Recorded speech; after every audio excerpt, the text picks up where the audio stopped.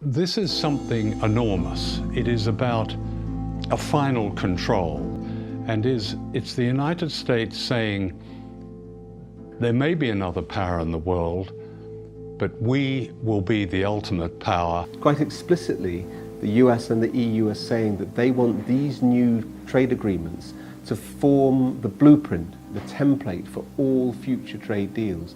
And that means they're rewriting the rules of the global economy, and that means for everybody. Once signed, it will cement a key part of the US government's plan to create a new global bloc that will ensure the dominance of its largest companies. And to understand why, we need to go back to the 1950s. See the USA in your Chevrolet. America's asking you to call. Drive your Chevrolet through the USA. After the Second World War, the United States accounted for half of the world's economy. Its influence was unmatched by any country, and it was able to write the early rules of international trade to its advantage. The World Trade Organization was created in this context, and the US dictated rules that favored American business.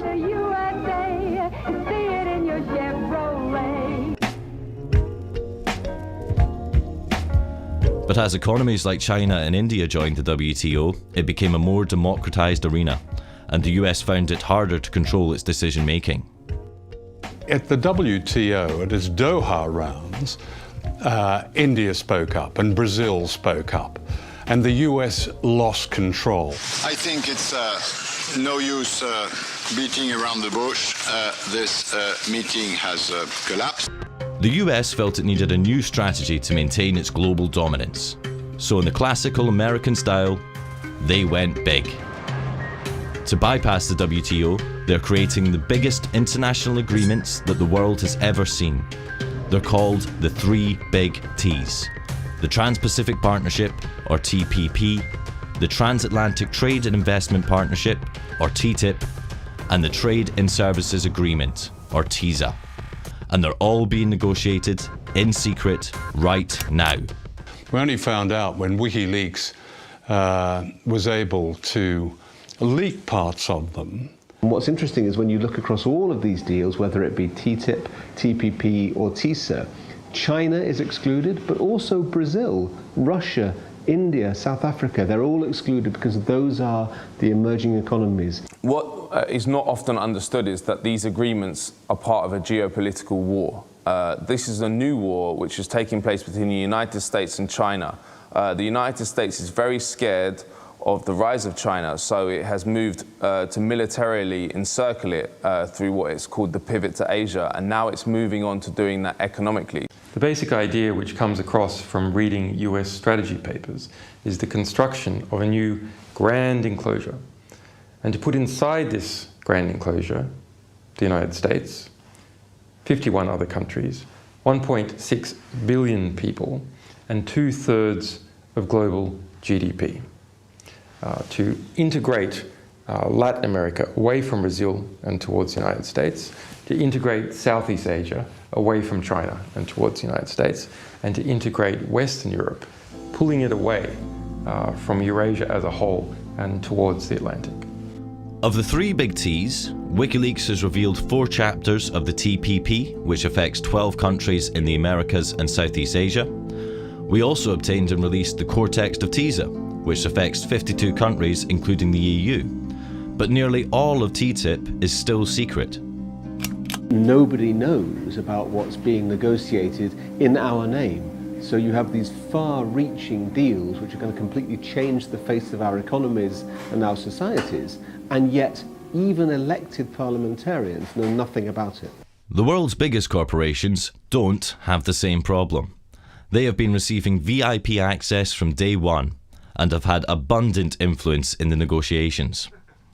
People, the likes of you and I, are excluded. Governments, to a great extent, are excluded. Those who are included are the multinational corporations.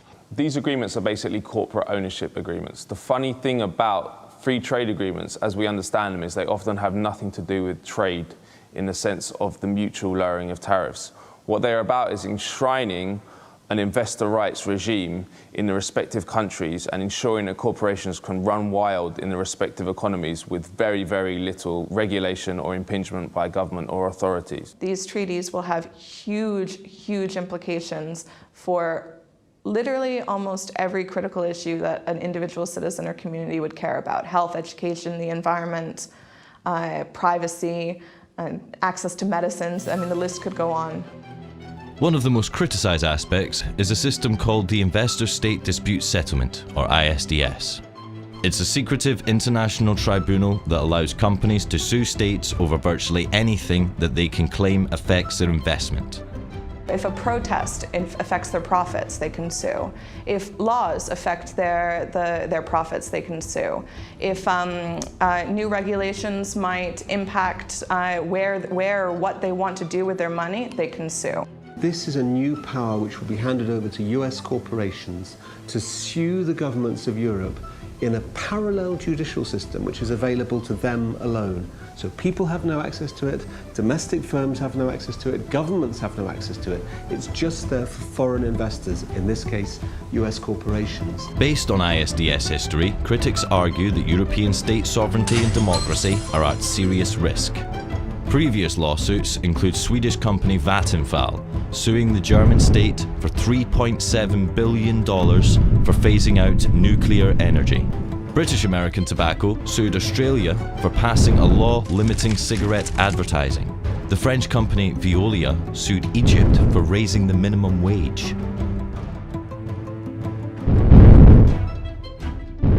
What is so scary about this is that corporations want to lock in their power. So they not only want increased power, but they want to make it impossible for sovereign governments to reverse the changes which are going to give them power. So for example, with TTIP, if it passes with ISDS in it, the privatization of the National Health Service, which is happening in the UK, can never be reversed. What is democratic about an enormous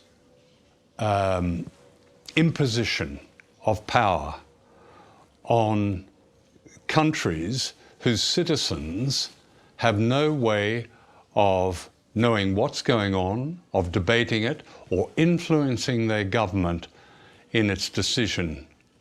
That's anti-democratic. The history of these agreements shows that they're very difficult to change unless people can see what's in them.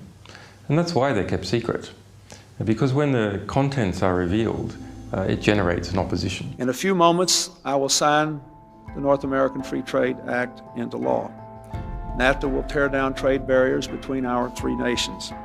It will create the world's largest trade zone and create 200,000 jobs in this country by 1995 alone. This agreement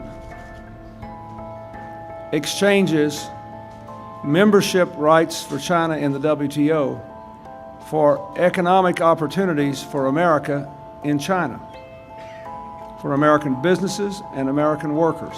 The agreement we're announcing today includes several important improvements and achieves what I believe trade deals must do. It's a win-win for both our countries.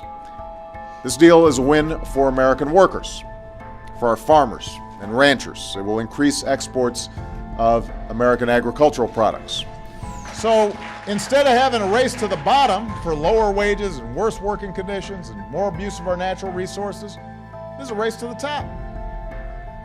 It's not just good for our businesses, it's good for our workers. WikiLeaks has had considerable success delaying the TPP and opening up the debate around it and the TISA by releasing the secret draft texts. Your secrets keep me peaceful. Your lies keep me safe. You are satisfied with my ignorance. And you are in control. But we aren't aware.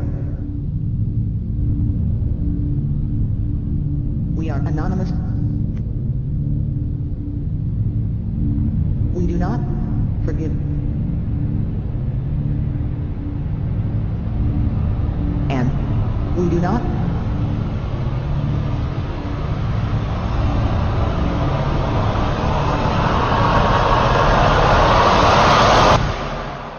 Forget